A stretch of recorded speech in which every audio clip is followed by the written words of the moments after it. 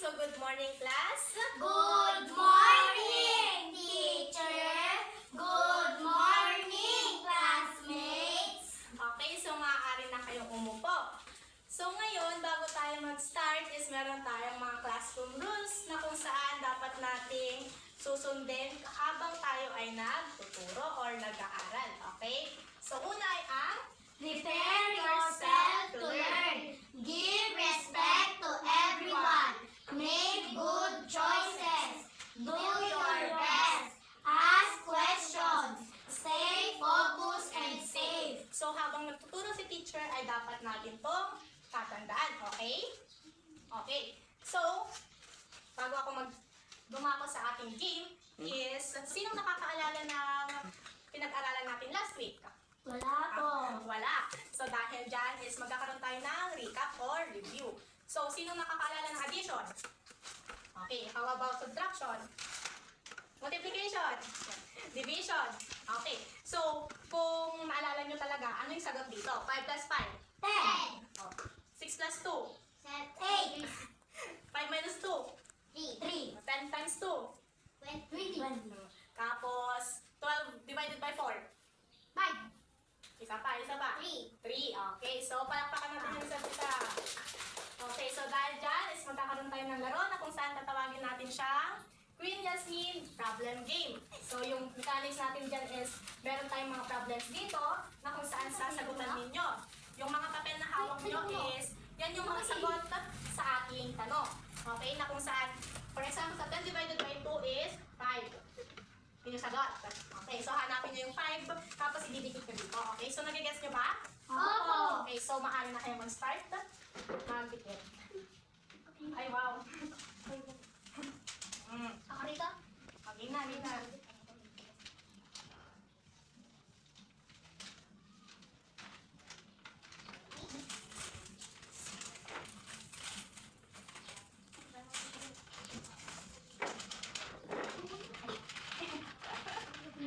Makapagbulang ka lang. Good. Good student pa doon. Okay, so, sa tingin nyo tama itong sagot nyo? Opo. Okay, so dahil dyan, meron kayong stickers at stars, okay? Okay, so lahat kayo is merong stars. Stars? Bigyan ako ng well done. And meron kayong stamp. Ano ba yung uy, no? Okay. Okay, so based sa ating laro is meron ba kayong idea kung ano yung pag-aaralan natin ngayong araw? Wala po. Okay. So, dahil wala pa, mag-start na tayo sa ating lesson na tatawagin natin step by step para sumakses. So, yung ating topic ngayon is merong kinalaman sa ating title na kung saan merong iba't ibang steps para ma-solve natin ang iba't ibang uri ng questions or problems. So, una ay ang P, G, M, D, A, S. So, ano sa tingin nyo yung letter P? Parentheses. Parentheses. So, maaari nyo bang basahin kung ano tong P? These are for symbols like this. In math, we use parentheses to group numbers or operations that should be done first in a math problem. Okay, so yung parenthesis daw is ganito. Okay, so tatandaan nyo na kung nakita nyo ang symbol na ito sa isang problem is yun yung una nyong isosolve sa isang problem. Okay? And the next is itong G. Ano tong G? Grouping. So what is grouping? Grouping symbols are symbols used in math to group parts of an expression so they are solved first. They help organize numbers and operations clearly. Examples are parentheses, brackets, and braces. Okay, so kung sa parenthesis is ganito lang yung symbol. Sa grouping naman is meron tayong tinatawag na PBB. So, parenthesis, brackets, and braces. Okay, so sa parenthesis, paano ulit? Ganito. O sa grouping, ano yung tatlo? Parentheses, brackets, braces. Okay, so very good. Ang ito naman ay ang Multiplication. multiplication. Multiplication is a way to add the same number repeatedly. Okay, so itong multiplication is ito yung pag-a-add natin ng paulit-ulit ng mga numbers. So So, for example, is 4 times 3. Okay, so mag-a-add tayo ng tatlong 4. Okay? So, 4 times 3. Ano? 12. Very good. Eh, anong sagot mo? O, 12 din. So, palakpakan natin. Pangalawa ay, pang-apat ay Division. Maaari natin basahin. Division Is the process of splitting a number into equal parts. So, sa division naman is, ito yung paghahati-hati natin ng mga numbers equally. So, for example ay 12 divided by 4. So, ilang 4 ang meron sa 12? 3. 3. Okay, so very good. Next is the addition. So, sa addition naman is ito yung pag-a-add natin, pagdadagdag ng mga numbers. So, for example is 5 plus 1. 6. 6. Very good. Itong subtraction, yung last is ito yung pagbabawas natin. For example is 4 minus 1. 3. So, very good. So, maaari ba nating palikan kung ano ang mga PG and DAS? Ano yung P? Parentheses, grouping, multiplication, division, addition, subtraction. Okay. So, yung tawag dyan, so yung pag-aaralan natin ngayong araw is dalawa. So, una ay ang tatakpan ko itong G. PMDAS. Tatakpan ko itong G. GEMDAS. Okay, so yung pag-aaralan natin ngayon is PEMDAS at GEMDAS. Okay. Okay. So, ang tanong is, paano nga ba natin gagamitin ang PEMDAS at GEMDAS sa pag-solve? Okay? So, magbibigay ako ng mga examples. Okay? So, sabay-sabay natin siyang isosolve. Okay na? Okay, so una ay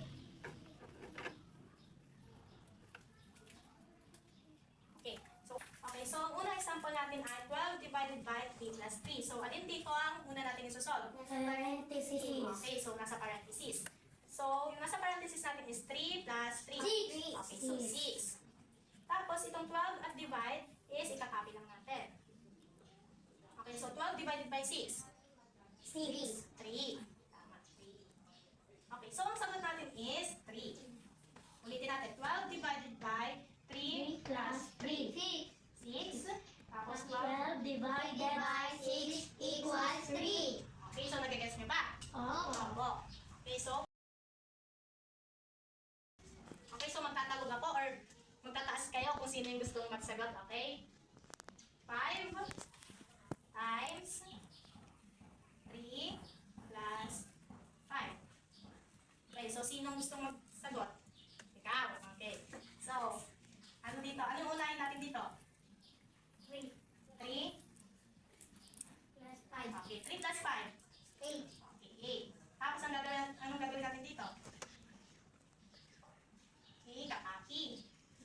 Okay, tama na. So, 5 times 8. Ano yung sagot? 4? 80. 4? 4? 3. Okay. So, palakpakan natin si Digo. Okay. So, ang sagot dito ay 40. So, 5 times parenthesis 3 plus 5 is 40. Okay? So, next is sa groupings naman tayo. So, yung tawag dito is PEMDAS lang dahil yung nakikita lang natin is parenthesis. Okay?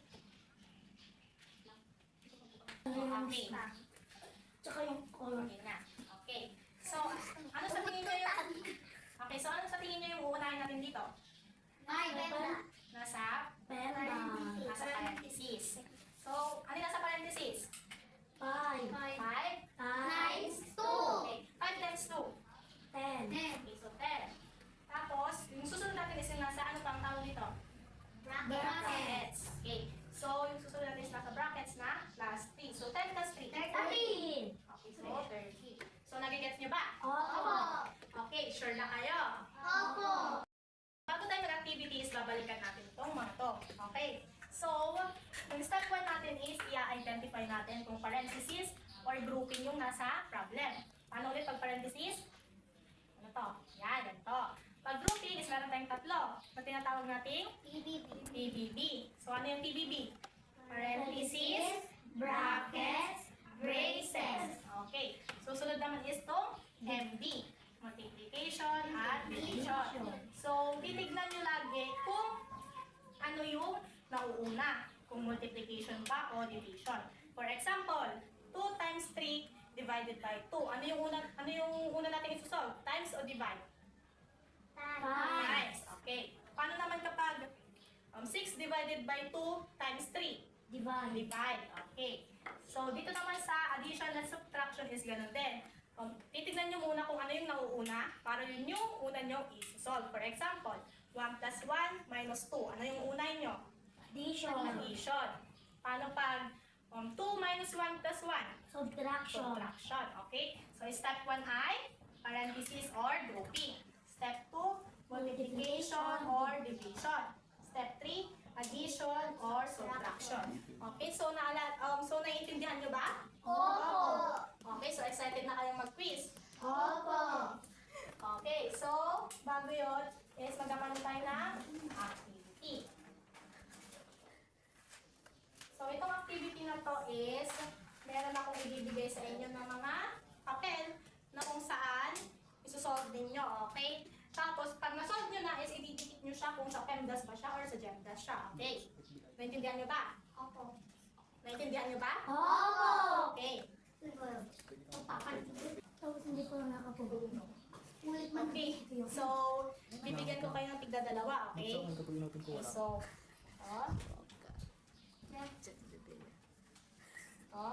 at, okay, so bibigyan ko kayo ng, may lapis ka? Wala na. Wala na akong lapis. Okay, so bibigyan ko kayo ng 5 minutes para isolve lahat yan, okay?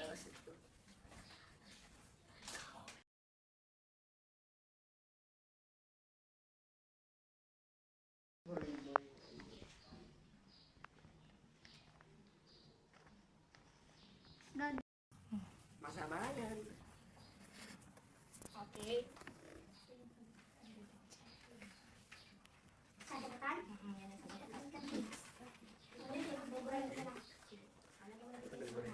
Anong unahin mo dyan? Divide o minus? Ano dito? Minus. Divide. Kasi divide yung una. So 6 divided by 2. 3.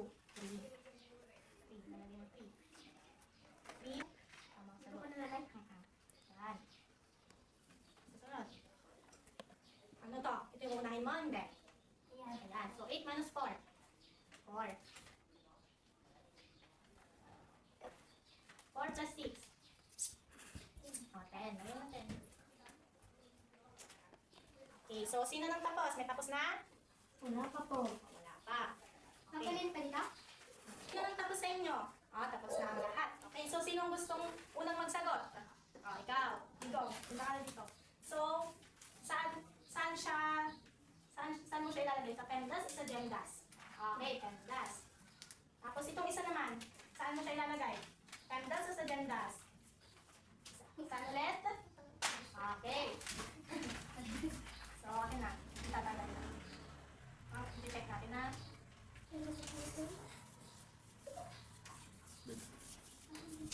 Kakat ko na lang ulit kasi. Okay.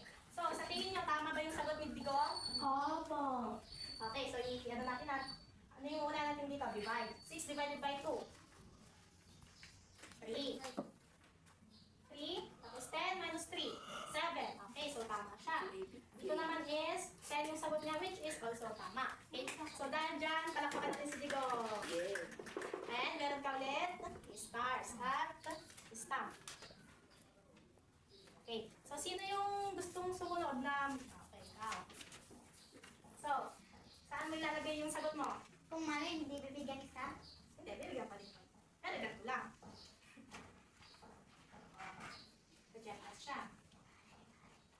Okay, so, ang sagot niya is 6, which is tama at sa PEMDAS siya. And then ito naman is, sagot niya is 45, which is also tama at nasa GEMDAS siya. So, palakpakan natin si A. At bigyan natin siya ng stars.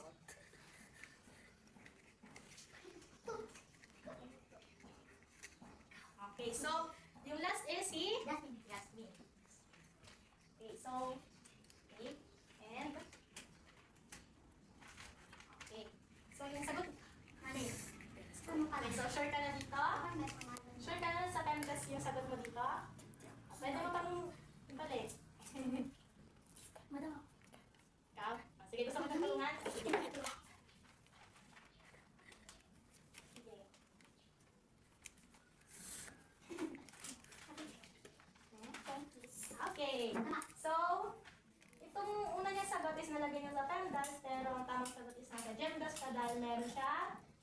brackets. Okay. So, yung sagot niya is 35 at nasa Gendas. So, tama. Tapos dito, 32 at nasa Gendas din siya. Kaya palakpakan natin si Ate Jasmine. And, bibigyan natin siya ng stars. And stamp.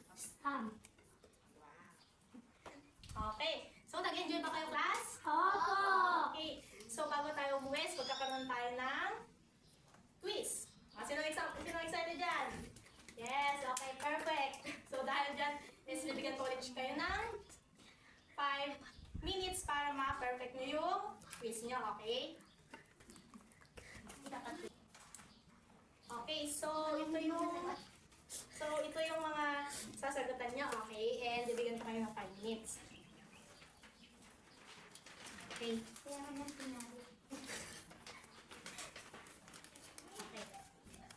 Okay, so sino nang tapos? Wala ka. Okay, katayin natin siya. Okay, so tapos ka na ba? Okay, so bibigyan nyo na sa akin yung mga papel nyo. At bukas ay babalik ko ang inyong mga papel para ma-check lang ito ngayon. So, and lastly, magkakaroon kayo ng assignment kung saan gagawa kayo ng tig-5 problems na PEMDAS at GEMDAS na sasagutan ng inyong mga katabi pagbalik nyo dito. Okay? Okay ba? Opo!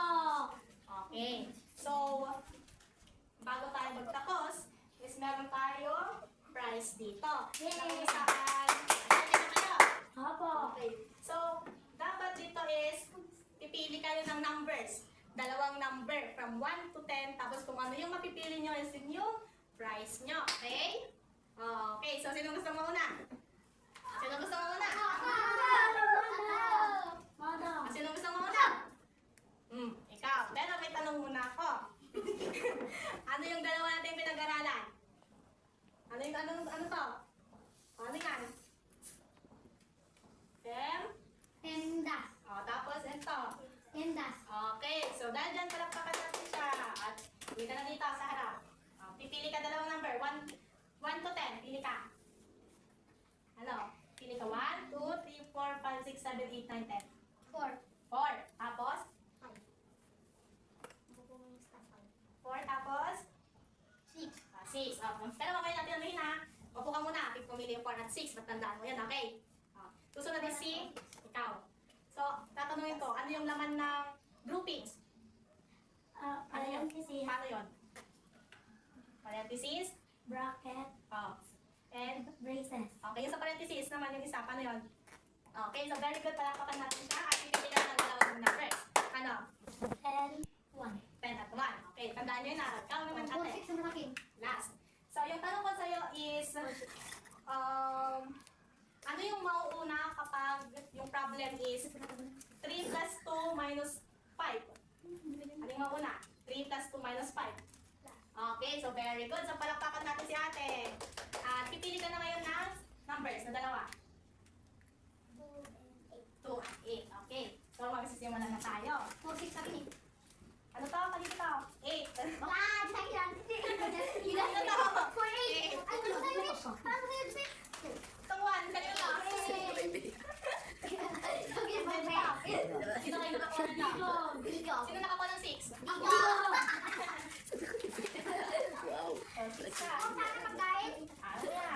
Ito, 7 wala. Ako.